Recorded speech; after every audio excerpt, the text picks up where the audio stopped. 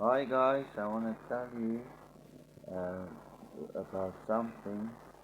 Um, just other day and other night, I sit by my bed and I pray to the Lord Jesus Christ just to keep my budgies warm, or budgies birds warm and strong and, comforted and holding it and look after them and surround them with His glory and with His power.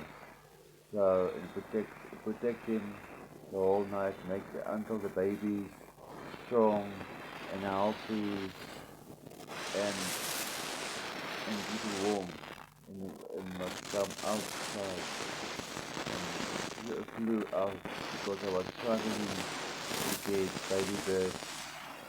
babies to deliver or dying or I was struggling. So I started to pray and ask the Lord because there was just little babies left and I asked the Lord, please keep them safe, keep them warm, protect them, make them strong and until they come out of the nest. And at the first I didn't notice the baby there strong and beautiful and flying around in the cage.